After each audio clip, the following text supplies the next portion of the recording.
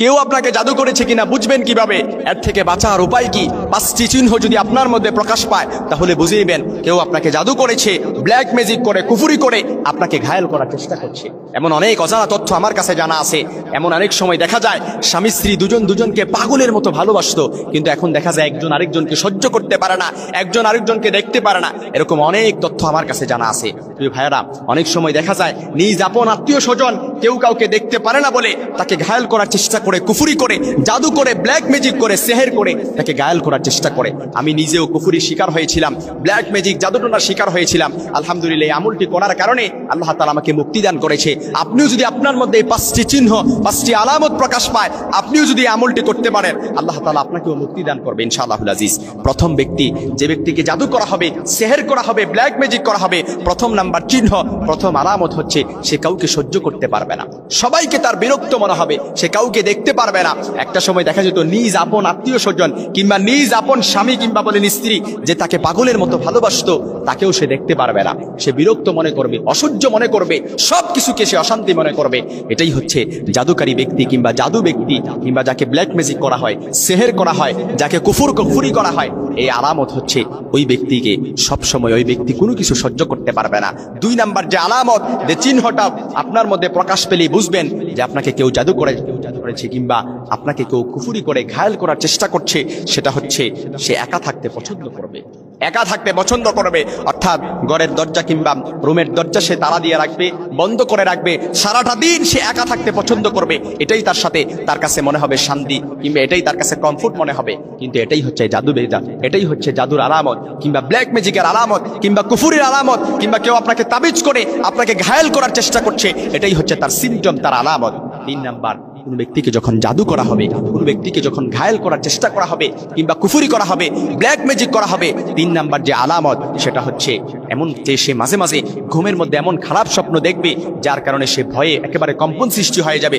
সে দেখতে পাবে যেন ওপর থেকে কেউ তাকে ছুঁড়ে ফেলে দিচ্ছে, ওপর থেকে কেউ সে একেবারে হঠাৎ করে নিচে পড়ে গেছে, এরকম স্বপ্ন দেখতে পাবে।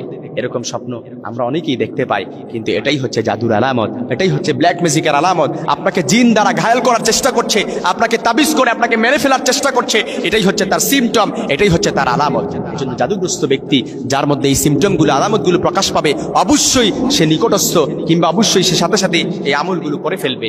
3 নাম্বার বললাম। 4 নাম্বার, কোনো ব্যক্তিকে যখন জাদু করা হয়, কোনো ব্যক্তিকে যখন ঘায়েল করার চেষ্টা করা হয়, কুফরি করে মেরে ফেলার চেষ্টা করা হয়, তখন আস্তে আস্তে তার পুরো শরীরটা শুকিয়ে যাবে। ডাক্তার কোনো রোগ সাজেস্ট করতে পারবে না। ডাক্তারের কাছে যাবেন, অনেক ডাক্তারের কাছে দৌড়াদৌড়ি করবেন, অনেক প্রেসক্রিপশন লেখা হবে, কিন্তু কোনো ডাক্তার আপনার রোগ সাজেস্ট করতে পারবে না। আপনার পুরো শরীরটা আস্তে আস্তে শুকিয়ে যাবে, পুরো শরীরের যে হাড্ডিগুলো আছে এগুলোও দেখা যাবে কঙ্কাল হয়ে যাবে। আপনার পুরো শরীরটা আস্তে আস্তে শুকিয়ে গিয়ে আপনার পুরো শরীরটা একেবারে ড্যামেজ হয়ে যাবে। এটাই হচ্ছে জাদুগ্রস্ত ব্যক্তি কিংবা ব্ল্যাক ম্যাজিক কিংবা সেহের কিংবা কুফরি করে যাকে ঘায়েল করার চেষ্টা করবে হবে, তার মধ্যে এই সিমটম, এই আলামতটা প্রকাশ পাবে। সর্বশেষ, যে ব্যক্তিকে জাদুগ্রস্ত করা হবে, যে ব্যক্তিকে কুফরি করা হবে, তার আলামত হচ্ছে সে কোরআনে কারিমের তেলাওয়াত সহ্য করতে পারবে না। যতই কোরআন কারিম তেলাওয়াত করা হোক না কেন, সে এটা সহ্য করতে পারবে না। এটা হচ্ছে জাদুগ্রস্ত রোগীর আলামত। সে কোরআন কারিমের তেলাওয়াত তার কাছে অসহ্য লাগবে, তার কাছে বিরক্তি লাগবে। এই জন্য এই 5টি চিহ্ন, 5টি আলামত যখন আপনার মধ্যে প্রকাশ পাবে, আপনি এর থেকে বাঁচার জন্য আমি আপনাকে আমল বলে দিচ্ছি। সর্বপ্রথম আপনি যে আমলটা করবেন, সকাল এবং সন্ধ্যায় সূরাতুল ফাতিহা থেকে শুরু করে 4 কুল একসাথে পড়ে 2 হাতের তালু একত্রিত করে ফু দিবেন।